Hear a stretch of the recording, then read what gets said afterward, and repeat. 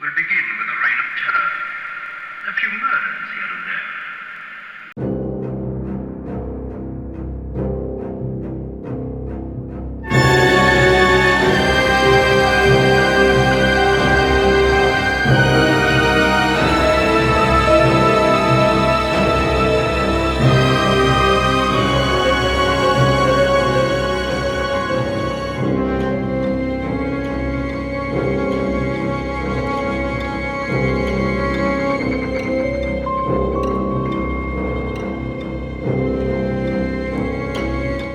Even the moon's frightened of me, frightened to death. The whole world's frightened to death. Hello, friends and fiends. Welcome to another edition of Blood and Guts, a Halloween Horror Nights vlog where we break down the blood and guts of Halloween Horror Nights. With me, as always, is my partner in frights, Matt. How's it going tonight, Matt? Hey, doing great, Adam. How about yourself? Not bad, not bad.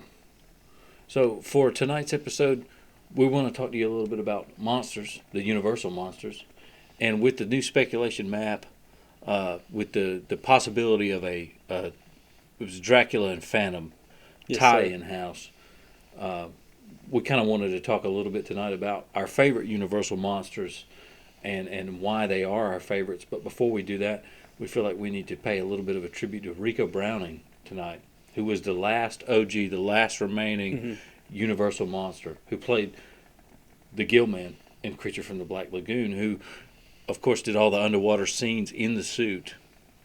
That's an amazing feat when you think about that. Yeah. Close to 80 years ago, 89 or 70, 80 years ago. Yeah, totally. And with the suit, a couple of different facts that I was looking at earlier, was, they had tried to do a breathing mask or something under the suit, but it made the mouthpiece too large for the mask, Right. for the headpiece. So they essentially scrapped that, and then they offered him goggles, to protect his eyes. But he even turned that down because he thought if they fill with water, and you're in the suit, you got the gloves on with the gnarly claws and all that stuff. There's no way to remove them safely, So he just said, you know what, I'm gonna just do it with just my regular eyes, my regular, no breathing apparatus, no real tank of oxygen kind of thing going on, which is pretty big. It's impressive. Yeah, Exactly it's what he had impressive. to do. So very impressive. Yeah. And I mean, one thing, like just going back and looking at some of the other work he's done, I mean, obviously we love him for his work as the Universal Monsters and Yeah. what that meant to us in our childhoods. But I was shocked to see all the behind the scenes work he done behind the camera. He has some classics where he did some second unit shots for Caddyshack, Never Say Never Oh, nice. Again. Nice. And he was producer on the show Flipper, so he had a really good career, not just the Gill-Man. Yeah. But like I said, obviously Gill-Man's what really speaks to me as far as my childhood goes, because it's like that was one of the first few horror movies I could actually watch Right. being a kid and not have to worry about like anything that I shouldn't see as a child. But which we'll talk about that here in a little bit. The Universal movies, the monsters, is a great way to cut your teeth in the horror genre. Yeah, I remember the first time I saw the original Creature from the Black Lagoon. I was staying with my grandparents. They had the big satellite dish. Yes. The big one, the huge satellite dish, and you could hear it moving when you would go to move it. You could hear it outside the house. Yeah, we had one of them too. Moving from left to right. And I remember one day there was, it was on black and white, old school Creature, and me as a kid I was like, what is this? This is just great. So yeah, let's go ahead and do a little bit of tribute to Rico, the last OG Universal monster, and we do wish that Horror Nights would do And definitely a house. oh, absolutely. The one thing I was thinking of, I just seen a week or two ago, like a law post praising him as the last OG. It almost makes me wonder if they knew like his health was declining, or Yeah, but or it just ended up cursing him because of that. But yeah. Well, yeah. nonetheless, you hate, Had like I a said, you good hate to lose a career, legend. Yeah, you hate to Had a lose a good legend career. in the field. And yeah, definitely the underwater scenes, which is what he was. And I noticed there were differences between the suit with the different appliances Right. of the suit. But that's why he essentially was hired for the role. I think he took them to the location where they were going to be filming, and they got some shots of him swimming underwater. And later called him and said, "Hey, we like the way you're swimming which is crazy. We like the way you swim, kid. So we're gonna go ahead and cast We're you. gonna hire you. We're gonna hire you hired, which would have been a great. I mean, as a college student, that would have been a great. Then it's like, how much torture can you take yeah. now since we've hired you? Oh, So- we're gonna make you get in this suit. and once you're in it, you're in it. You're in it, and you're underwater. We're filming you, but everything turned out to be classic and awesome. And he was always amazing to the fans. Like I see on there how he used to always go to those horror movie conventions and always yeah. spend a lot of time with fans. Was always easy to take pictures, give you an autograph, talk about his experiences. So from everything I've gathered about him as a person, not only as an actor, though, he was just a real stand-up, awesome, amazing guy that really gave back to his fans and, like you said, appreciated the work that he done. Yeah. So we'll raise up a tribute to Rico Browning, the OG Gill Man. Rest easy, Gill Man.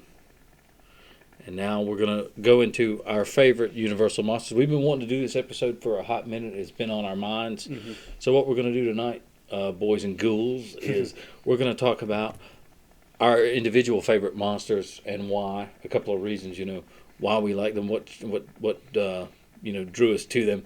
So you want to go ahead and kick us off, or? Absolutely. So it's hard to narrow it down to one. Of course, but of course I will. Like when you talk about the catalog of all the Universal monster movies, and like I said, the impact they had on the horror genre, is like I said, it is hard to narrow it to one. But if I have to, my pick is obviously the Wolfman. And like you've known me for years, I'm a big werewolf fanatic. Like one of the first horror movies I remember watching actually was Silver Bullet. So once I seen that, I loved all the werewolf movies. So I knew that this one I had to go out and check out. And ever since I was a kid, I always loved this movie. Part of the reasons I love it is obviously the makeup of the Wolfman. You think about the legendary Jack Pierce and what him and Lon Chaney Jr. Done to create that character, and thinking about how it wasn't the first transformation you see on screen, because they had the Werewolf of London years prior that just wasn't as popular as the Wolfman, but the ways they thought, and because they didn't have the technology that we have today, so just the forethought. It's like we'll sit here and we'll do the little dissolves and just put a little makeup on at a time, or take a little away. I can't remember exactly what process they went to it, but all that, the visuals of it, the atmosphere, like in the woods with the fog rolling underneath, like heavy fog in this film. Exactly. Yep. And like I said, also talking about like the cast of that movie is amazing. You think about it, it's got Lon Chaney Jr., you got Claude Rains, Claude Rains, the legendary Claude Rains, Bela Lugosi, and then of course Trading Places fame's Ralph Bellamy was in that movie. Yeah. So I mean, all-star cast to keep you. And I can't. In my research, I could not remember the name of the gypsy. I cannot think of her name in there, but like she done an amazing job in that movie as well. But credit to Lon Chaney Jr. He brings Lawrence Talbot to life and just does an amazing job in that role. And he sort of did get typecast for a little while, but I mean, when you think about him and the shadow that he lived in with his daddy, the legendary Lon Chaney as well, just to be able to carve that niche for him, and just continue to work. And he was kind of like a Vincent Price before Vincent Price was in the horror genre, because you think about too, he went on to play the Mummy, Dracula, Frankenstein. He done all the monsters in later Universal movies, and then come back for Abbott and Costello Meets Frankenstein, and just breathe life into it. So just a lot to take in and break down from the Wolfman. Didn't he do 5 full Wolfman performances? Is at least 4 or 5, like I said, because it had like he meets Frankenstein. Meets Frankenstein. I love that intro, because in that one, when they go to dig him up, and he's still alive. Yes, and he's got the twigs on him. He's got the leaves, and the moon just shines in, hits him. He grabs the gravedigger's hand, and they go, "He's still alive." He drops the lantern, and everything catches on fire. That was great. Absolutely. In that film. And so, I mean, for me, like I said, that one's the top notch for me, is the Wolfman. And they had a lot of time. And obviously, I still think James Whale was probably the best director out of the bunch.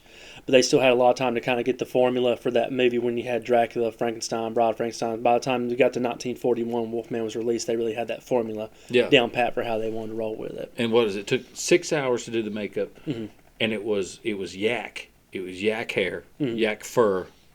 So, you had the legendary Jack Pierce, applying the makeup. So applying layer after layer of makeup using spirit gum, and I've had some time with special effects makeup myself, so I know how tedious this process can be. And spirit gum itself, it has a really, really strong odor. It's almost like a rubbing alcohol odor. Right. It's very sticky to the skin. Get your attention, It that's for will sure. pull. It will pull the skin, much like taking off a Band-Aid, but imagine it magnified.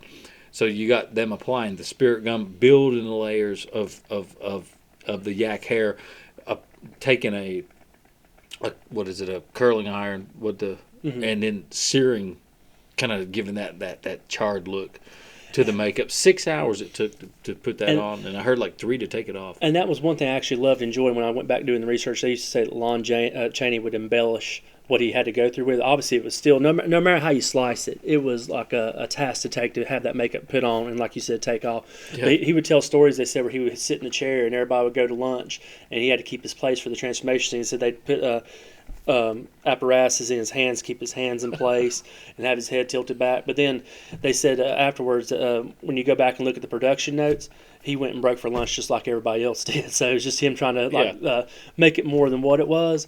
But it's still fun. They said that he was such a great storyteller that you still would love to sit there and hear him talk about those things. Yeah, and I remember mostly too in all the films. Well, after the first initial Wolfman is his whole thing is, I just want to die. Yeah, I swear to God. And there's several ones where they're like, no, we can Cure you. cure you, yeah. And he goes, no, I don't want to be cured. I just want to die. So Lon Chaney Jr. definitely, the big bucket of wind. Yeah. Good performer there. And yeah, the Wolfman's classic. All the fog in this. And I heard that the set for it was one of the forest scenes took up a whole soundstage. So if you've been to Horror Nights, and obviously if you're watching this, hopefully you've been or are going to Horror Nights, it took up a whole soundstage for them to build the forest itself, and that's just the trees, the ground, the sky, like the roots, and then fog it out. So a whole soundstage just solely dedicated to a forest setting, and that was kind of what got me too with our last house. Monsters Collide. I definitely wanted more of a forest setting. I know we were in Egypt, but that would have been great. Just a whole foggy forest full of trees to have him, And I know we won't get the trees, like I said, since it's going to be the Phantom and Dracula. Right. But just to have a more gothic setting, like I said, now it worked perfectly for what they were going for, since it was supposed to be in Egypt, like you're saying as well. But hopefully, like with this Phantom and Dracula, it's going to take place in a castle or an opera house or something like that, where you can see those gothic sets. So it's going to be good. But yeah, I mean that covers like one thing that did open up to me as well is like it's fun to go back and see how werewolf transformations, how far it's come from the early days in the 30s when Werewolf of London first came out to the Wolfman, and how they perfected the Wolfman in each sequel as well, to when they got up to Abbott and Costello, and that transformation is just flawless with him sitting there. Yeah, it's a quick transformation. Yes. It's a crossover transformation, and like you were saying, the Werewolf of London was more of almost like there wasn't a lot. There he was walked behind a wall and he come out and he have a little more. And there was a widow's peak with a little bit of like a sideburns. Yeah. So, and I actually watched an interview with Rick Baker where he calls it the Elvis werewolf, where he's like, he's got the sideburns and the widow's peak. And he's kind of cool looking. So, but yeah, Wolfman definitely a great. And like I said, on up to Universal today, Monsters film. you see, like you've seen American Werewolf of London, how you all of a sudden start seeing that on camera, to the Howling, and just like I said, where we're at today, it's just amazing how far we've come with special effects coming from the Wolfman on. Oh yeah, American Werewolf is the high regard, Oh, in my opinion. You have the and it Howling. holds up so well you have today. American Werewolf and the Howling, as far as transformations. There's several. Bad Moon has some good effects, and we could go on and on about the werewolf films. But transitioning then, like you said, we spoke enough about the Wolfman. What about you? What is your favorite Universal monster movie, and why is it your favorite? Like, what is it that resonates to you? Yeah, for me, it would have to be The Invisible Man, Claude Rains, who also appears as Talbot's dad in the Wolfman. Claude Rains, and from what I remember reading, Claude Rains, it was his first American acting debut. He had done some screen tests for Universal, and they weren't going very well. So James Whale, director of also Frankenstein and Bride of Frankenstein, also The Invisible Man, he was kind of, from what I read now, he was walking down the hall one day, and he heard the screen test from Claude Rains, his voice. And we need an actor for The Invisible Man because you're not going to see him. It's going to be vocal. he heard the voice of Claude Rains and he thought, that's our guy. And so when he went in to kind of approach them about him, they were like, no, this guy's not that good. And he goes, no, we need this guy. So you had Claude Rains, you had not a lot of special effects makeup. It was more camera overlays and stuff with the black cloth under the unwrapping of the bandages. It's just amazing when you think about when they made this movie, how they had the thought, because they didn't have CGI. No. So like, how are we going to make this man invisible, and then just have the forethought? Well, we can, like I said, put a black sackcloth over him, film the scene behind it, and then we'll splice them together. Film the scene behind it, film the scene to the left and right, kind of get the actor placement in, and it's a lot of visuals that go into it. Yeah. And just that opening cinematic of him walking up the snowy hill. But the best cinematic of all for me is one of them is when he opens the door to the little inn, and he's just covered in snow. He's got the hat on, and he's got the bandages and the goggles on, and you see that look and that cinematic. This is better than anything Marvel has ever done. This is DC. This is better than Batman. This is better. This is just an open, and every villager in the little inn, they all kind of stop and do the the double take. Who the hell is this guy? But they had that element of comedy in too, and with his voice, Claude Rains, just commanded this performance. And also from what I read, James Whale, he had gotten a little bit of fame from doing several films. Went on to do Frankenstein. The studio was kind of coaxing him into doing, okay, we're going to do a sequel, which is, going to be Bride. He didn't want to do it. So he said, let me suggest another thing. We're going to do The Invisible Man, which he had a lot of clout at the studio at that time, from what I've heard. So they let him do it. But the performance given by Claude Rains as Griffin in this, there's a lot of dark comedy in this, but there's also a lot of just, when he's talking about, we'll begin with a reign of terror, and if you've seen our intro to our videos, maybe a murder here and there, maybe I'll put my fingers around, a railroadman's throat, throttle a brakeman, and so he kind of does that, and the way he threatens Kemp in the film, when he threatens Kemp, and he's like, you don't want me getting mad at you, Kemp. He's pretty much like threatening him. But the way he does it was, it's like I said, his voice. His voice. If he didn't have the voice, you're totally out of the movie. But that's what sucks you in, like you said, because he's intimidating with that voice. Oh yeah, and he's right there. He's like, you wouldn't want me getting upset with you, Kemp. You wouldn't want me coming in there, and I'll be watching you. He kind of gives him an ultimatum. He's like, I'll be watching you, and you won't know when I'll be watching. So it was this great, like, just great performance, and then you had the comedy of the villagers. Like, what is it? What does he say? He's eating away. He's all eating away. I'm glad you brought that up, because you're talking about the comedy, and that's perfect, just to see the villagers' reaction and how he plays it up and undoes the bandages. Here's a souvenir for you. He throws the nose, and then when they call the constables on the phone, there's an invisible. You just cut to the constable. Invisible man, you say? I say put more water in it next time. Thinking they're all drunk. Right. So it's and it takes place over a couple of different locations too, which, as far as Universal Monsters, you got the Gill-Man, that's in the tropical. Yeah. The Dracula and the Phantom are always going to be in like a gothic kind of setting. And the Wolfman's obviously going to be the forest and the moors and the moors kind of stuff. But this one was really just a very snowy, like almost like I'm picturing like a German hillside, very snowy, very cold. Yeah, and if Universal, if you're listening, be a great house, Invisible Man, and so like we talked about the Creature of the Black Lagoon. I know a lot of fans are yelling for that one too. Like both would be great houses. So like I said, do your magic. Use the same makeup effects. Have him in a black cloth. Have some backlight effects. Have some different side lights. Have some different strobes. Have the bandages being peeled away, and it looks like nobody's there. It would work so well. But definitely, I feel like those are our favorite iconic horror monsters.